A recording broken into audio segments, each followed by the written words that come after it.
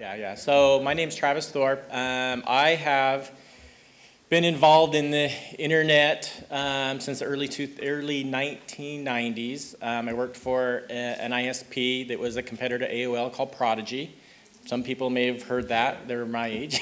From there, in the mid-90s, I actually started building websites for businesses.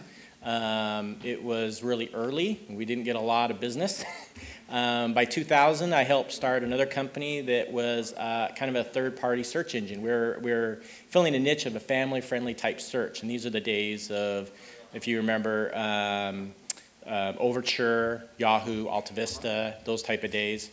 By 2003, Google really came into play and made their mark and really put us out of business. So we moved on and I started a PPC management company where we started managing people's spends mainly on Google and Bing.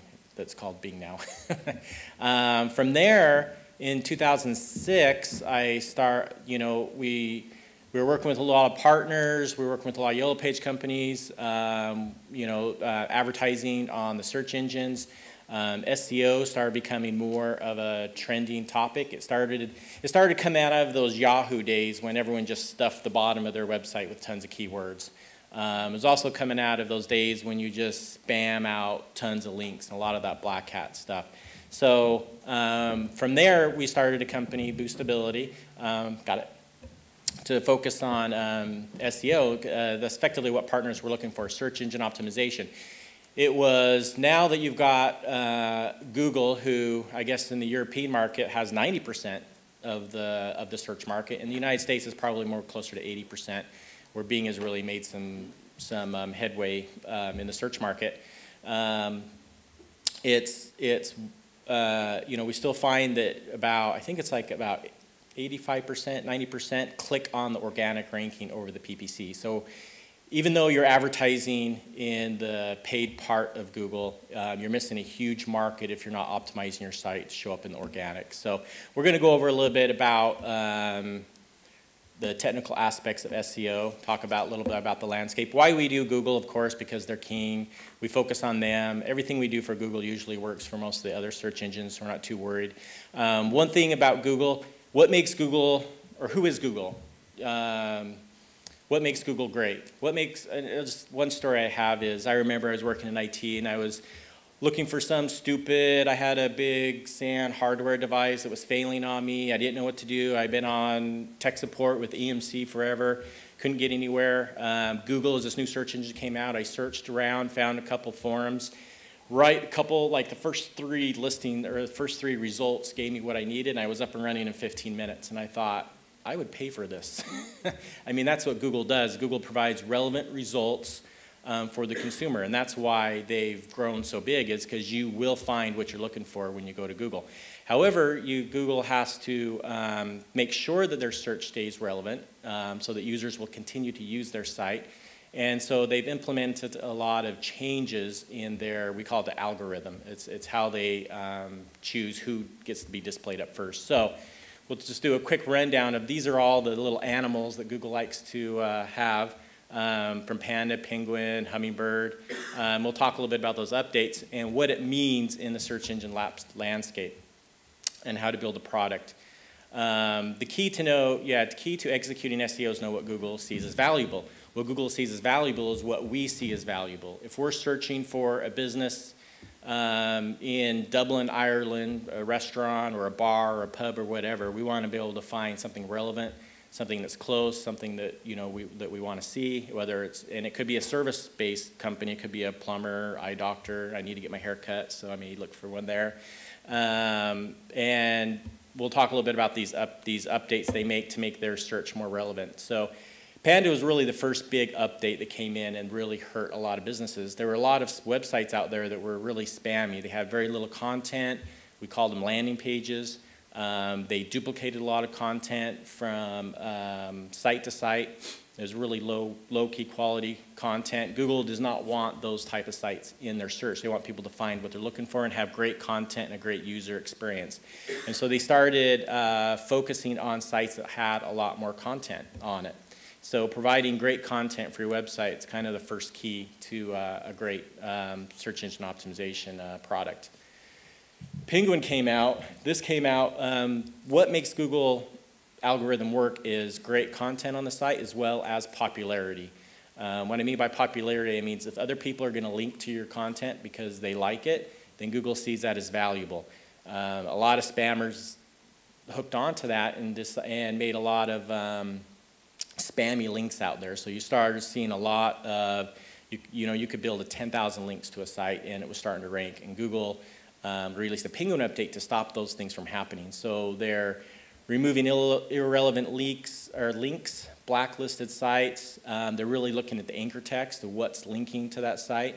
And also they gave us a way to, all those people that use these type of tactics now had a way to get those removed so their website could recover. Hummingbird update was another great update that came out that really focuses more around not just keywords but around the content itself. So another great reason why we have to have really good content on your site that actually talks about what you are selling, whether you're selling pool covers, swimming pool covers, or windshield repair or anything like that. You need to talk about the product or you're not going to show up in search. And I'm just going to go through these really quick because Matt is got the bulk of the presentation. The pigeon update came out. When it first released, it mainly affected the US English results, but I know it's moved internationally as well. And this is more focused to help real local companies rank better. So it's more about getting found in a lot of the local search directories. So it's a lot of getting, the Google My Business page. It used to be the Google Plus. It's getting in all the local directory sites. And this is really helping local businesses because that's really what most people are searching for. If I'm looking for a local plumber, I'm not looking for a national chain. I'm looking for someone that's close and near me. So there's a kind of the strategy of SEO really is pretty basic. It's providing great content for the website. It's providing great offsite content that people will want to link to. It's digestible material. It's making a better user interface, or a better, not user interface, but a better user experience for the customer. And those are the people, and that's what Google wants, is Google wants people to come back as long as we're providing a great user experience for them. Yeah, the future of SEO is they're going to continue. We don't want spam out there. We don't want low quality sites. Google is getting better, and we love that. I love that it's becoming a better search engine. More and more people will use it if people find what they're really looking for and have a great user experience. And so, focus on the customers. Focus on really what the customers are looking for when they're searching for their product, and make sure that you provide that product for them. That is my presentation. Now, Matt Tennyson is our VP of Sales. He has lots of experience in the print industry. We brought him over to help us with our partnerships. We partner with a lot of YP companies. He'll talk a little bit more about that. Thanks.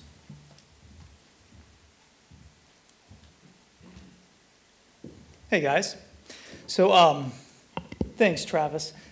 Everything that Travis stated isn't to educate you on what Google is looking for and what the algorithms are all about. Everything that he stated is to educate you on how to successfully implement an SEO product. Because the key to implementing an SEO product, if you don't already have one, is understanding what Google is looking for. And the fact that Google is literally bound to present the best search results that they possibly can to someone's query. And make no mistake, those search results, best search results, are not always national companies. People want local companies. And that's what Google is bound to deliver.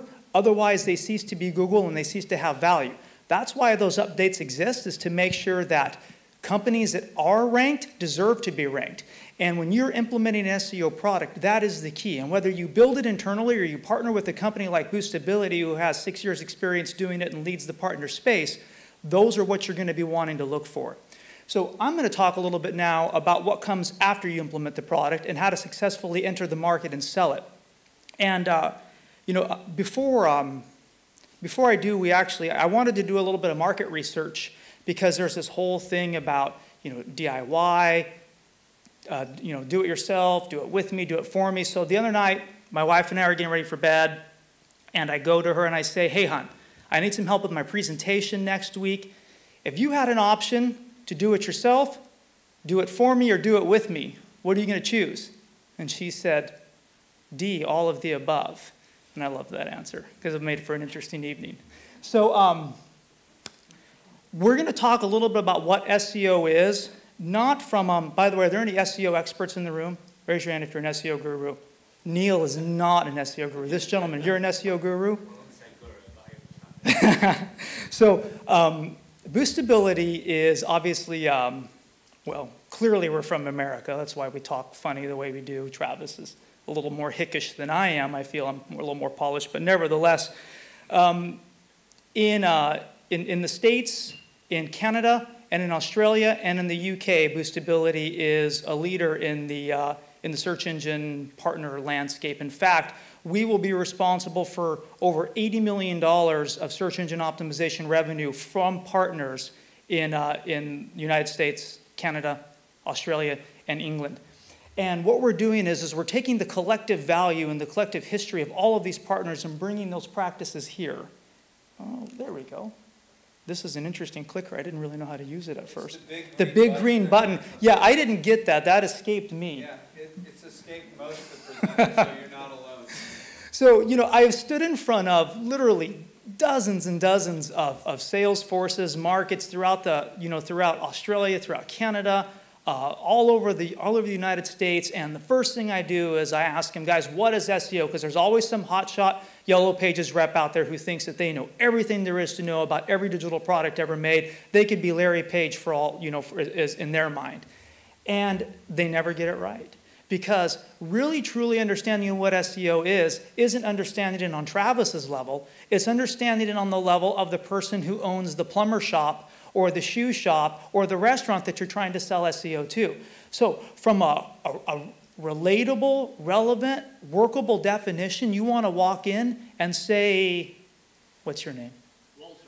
You want to say, Walter, I want to talk to you about our search engine optimization services. Walter looks at me and says, what the heck is that?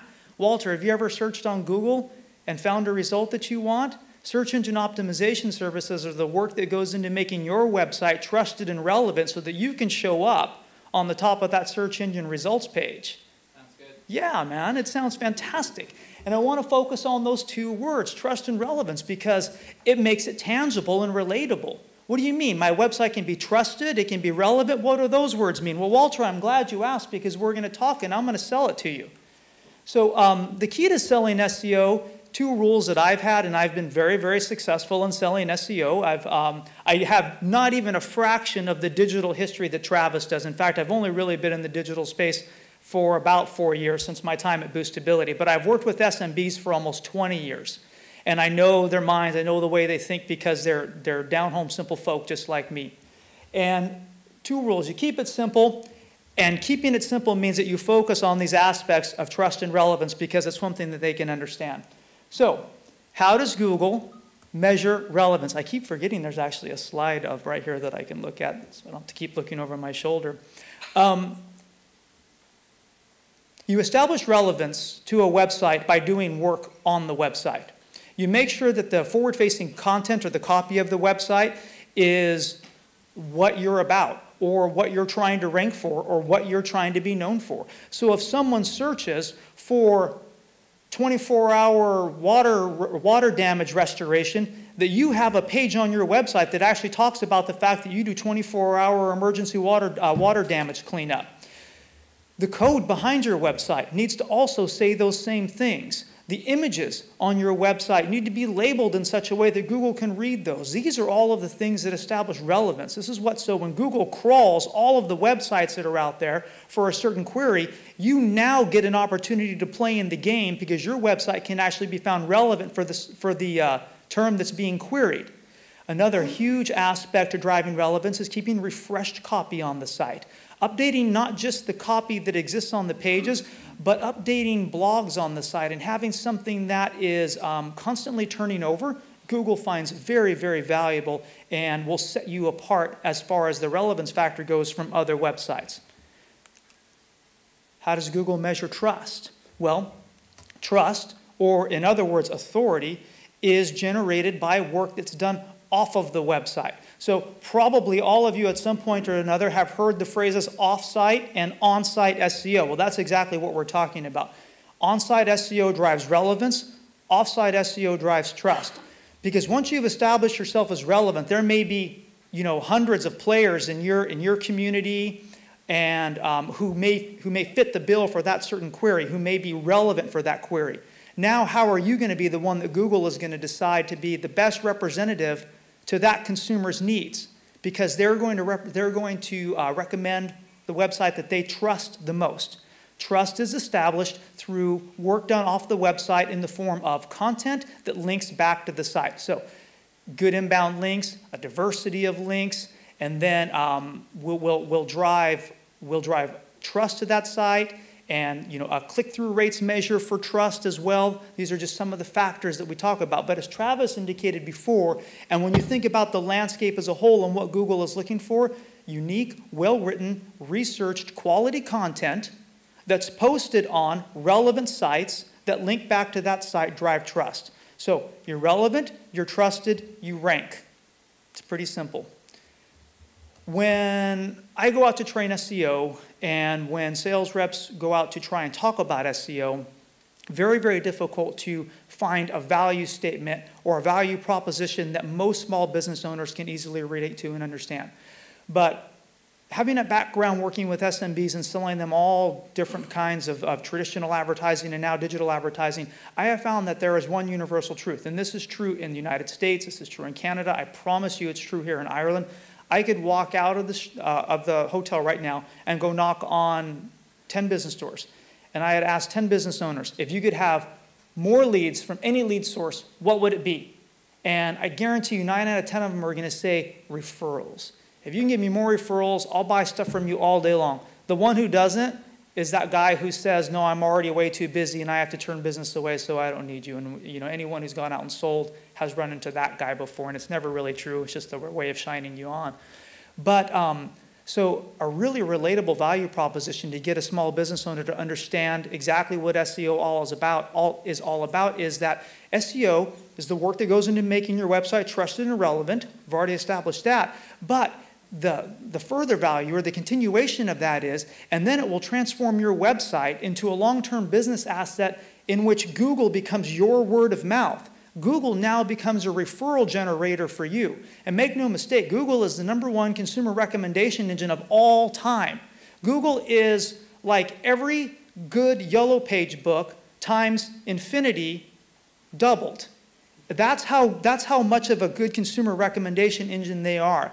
And when you own that rank because you're trusted and relevant, what is it really saying? It's saying, hey guys, Walter's Plumbing is the most relevant and trusted resource for what you're trying to find in your community, and you should choose that guy because we're freaking Google and we say so. That's really powerful stuff to the mind of a small business owner. And it really kind of helps you overcome all of the aspects that they don't understand of what goes into the campaign, and allows you now to enter into a conversation and explain why your product is best set to fulfill those needs. Ooh, well, back. See the back button? The red one. Yeah, there you go. This is just something kind of funny that I like to do, guys. I mean, I like to equate SEO to a popularity contest into where the most popular website on the internet wins, right? I think about high school. I graduated from high school. Probably most of you are thinking, oh, this guy maybe finished the 8th grade. I went to a huge high school, I had 4,000 students. Travis went to a high school in New Mexico that had like 100 students. Guy had to do nothing to be popular. He stood out just by showing up on campus the first day. I, on the other hand, had to work my butt off to even get a date. And it's the same way on the internet. The internet is that 4,000 student high school, right? And so you need to do everything there is to do to be popular, and you can't be popular the first day you step out onto campus. But trust and relevancy win you that popularity. And so when you talk about terms of SEO and implementation and selling, think about it in terms of this full service aspect. Look at the equation. It doesn't say relevance equals popularity, and it doesn't say trust equals popularity. It says relevance plus trust equals popularity, and popularity is what gets you those referrals on Google. So SEO has to encompass both of those aspects, or it's not going to get you to where you want to go. I'm not going to take the time to go through these because we are short on time, but when I'm talking about SEO to a company, whether it's a partner that I'm trying to win business from, or whether I'm actually helping a partner sales rep close a deal with a small business owner, this is what I tell them, guys. I say, guys, look, if you're going to buy SEO, whether you get it from me or not, make sure that whatever SEO provider you select can answer these questions. You'll notice there's actually a link at the bottom of this so that you'll understand that there's some basis of fact behind these setups. This is not from me. These were recommendations that Google themselves gave on their Webmaster Tools blog on how to find a good SEO company. This is exactly the questions that Google would like you as business owners and partners to ask of your SEO provider. And these are the things that Boostability has spent the last 6 years trying to hone in on to provide. Thank you.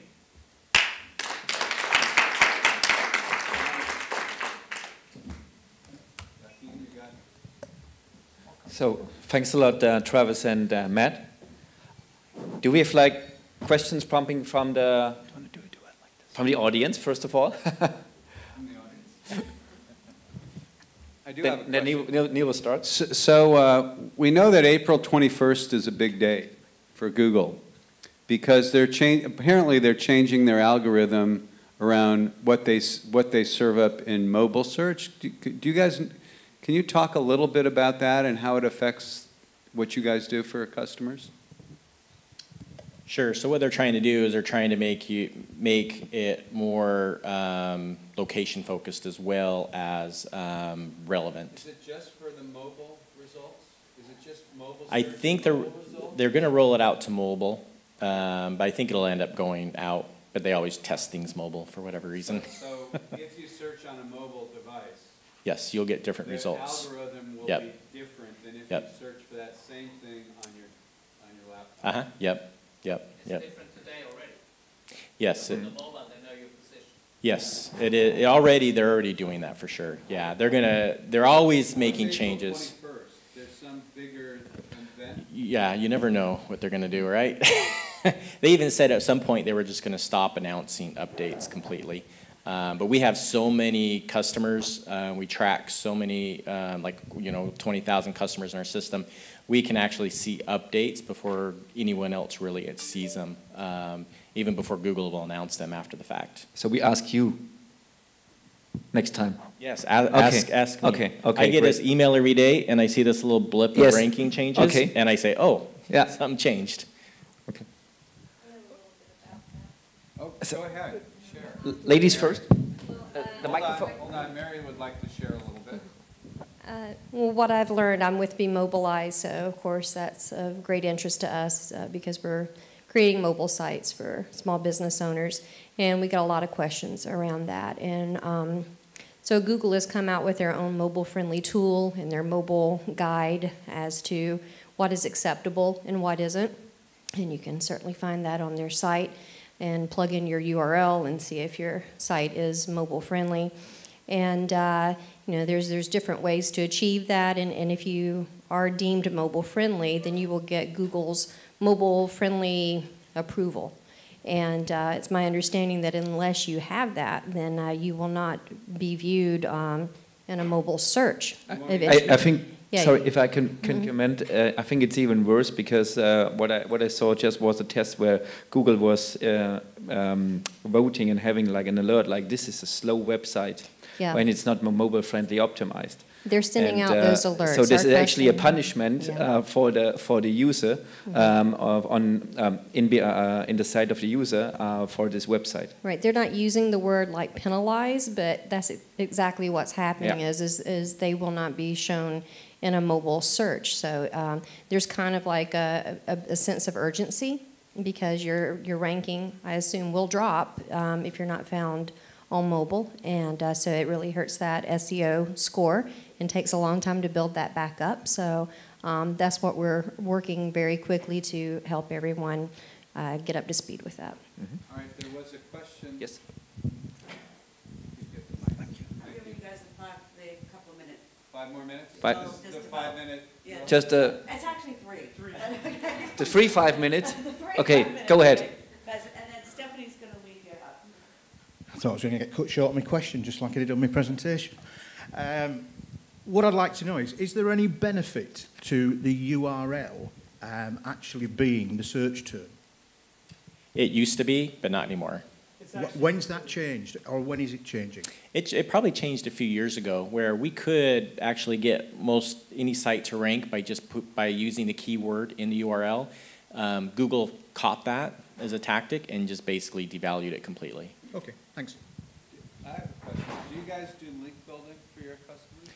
Yeah, we create user-friendly content that does link back to the site. It's digestible type of content, content that Google would find interesting. Top 5 reasons why you should use a pediatric dentist over a dentist or something like that. Sure. Walter? So I'm Walter the plumber, and when someone looks for a plumber in Dublin, the results will be different from a plumber in, say, whatever, Manchester or so. How do you track the SEO performance? So we care for that by having 2 aspects to our SEO service, and the big part, and this goes very much along with the mobile question too, is performing stuff to optimize for the local results. So there's different things. It's Google My Business now. We just still call it the local pack. You know, it's just easier to say. But so Google, Yahoo, Bing submissions, business profiles, online directories, things of that nature, making sure that you're optimized for local SEO will greatly impact what you're asking for. I think what you're also saying is we actually will keyword qualify it, which is the same thing. So if I'm in Dublin and I search for plumber, I would get the similar results if I was somewhere else and searched for plumber Dublin. Is that what you're asking? Right, and also you track in Dublin. Yes. Yes. Yep. Question behind you. My question is for Matt. Matt, when Walter asked you the key question, which is, when you do all that hard work for me, will you guarantee me that I'll be at the top of the search engine results? So what would you say to him? If I were to backspace one on the slide that Google recommends, one of the things that they say is do not ever trust an SEO company that guarantees results because there are way too many factors. However, what you can guarantee is the work, right?